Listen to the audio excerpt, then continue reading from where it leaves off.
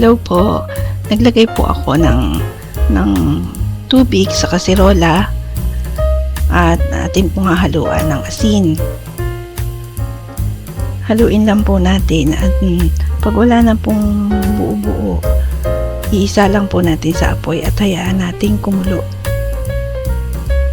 Pagkakulo po kasi ma-sterilize po yung tubig. So, ayan po, hintayin po natin. Ayan, kumukulo na po siya. Tapos po, itatabi lang po natin yan at palamigin natin. Sa next step po ay naghugas po ako ng itlog. Ang karaniwan pong ginagamit ng preserve ng itlog ay yung pong itlog ng itik. Pero ito pong gagamitin natin ay itlog ng manok. Yan po, hinugasan ko po at nilagay ko lang po sa malinis na garapon. At pag malamig na po yung tubig na pinakuluan natin, yung brine, ilalagay po natin dito sa garapon na may itlog. Alam niyo po ba na ang pinagmulan ng salted egg ay sa China? Yan po ang ginagawa nilang paraan para sa pagpe-preserve ng itlog sa brine or kaya yung nilagay po sa putik. So ayan po, malamig na po yung tubig, inilagay ko na po sa garapon. Kailangan po yung itlog po ay lubog sa tubig. Yan, tapos tatakpan lang po natin ng mahigpit. Ayan po. Maging maingat po tayo kasi wag po natin hayaang may mag-crack kasi po papasukin talaga ng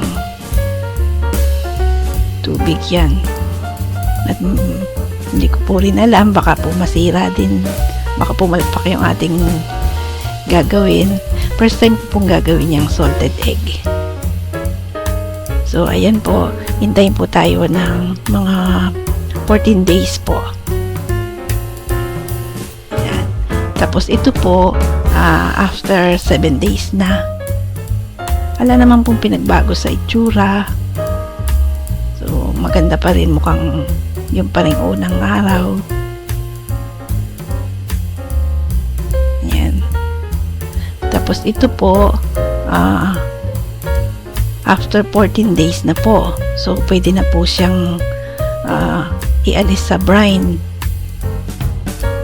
at atin pong ihahanguin siya, tanggalin po natin sa tubig at magpakulo po tayo ng tubig ulit at ilalaga po natin siya ng mga 15 minutes 12 to 15 minutes po ng pagpapakulo para hard boiled po siya. Yan po, maingat po para hindi siya mabasag.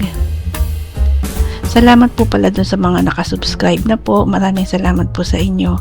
At saka dun po sa hindi pa po nagsusubscribe, pakisubscribe na po kayo.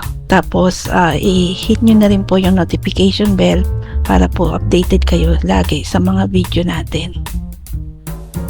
So, ayan po. Pakuluin lang po natin siya.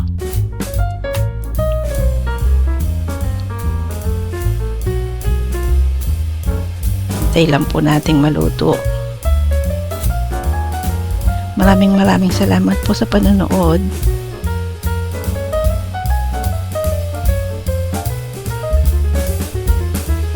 So, yan po pala yung salted egg ay nagmula sa China pa hanggang sa makarating dito sa Pilipinas at hanggang sa maging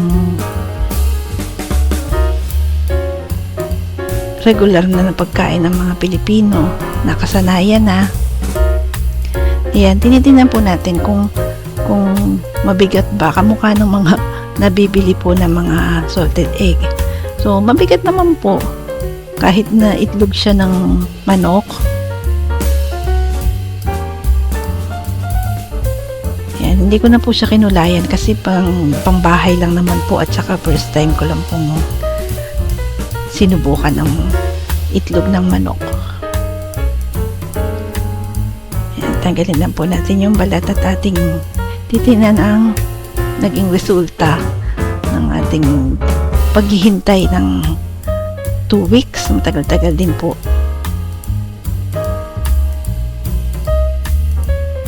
Yan. Wow, ang ganda. Not bad na po sa first time na maggawa.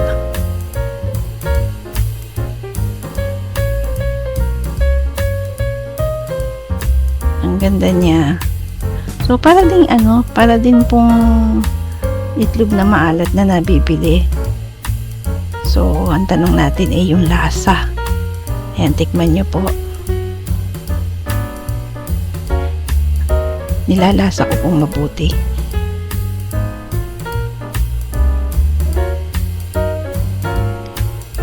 Masarap po ang ano niya, ang lasa niya kamukha na rin po ng itlog na maalat na nabibili.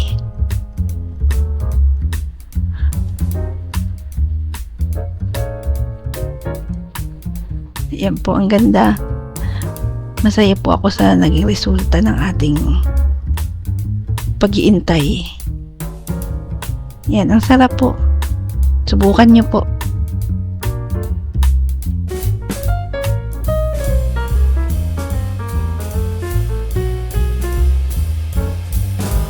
Yung puti po ng itlog, medyo mas soft po ng konti kumpara sa itlog ng itik. Kasi medyo malambot po siya eh. Pero siya, yun po, ang sarap.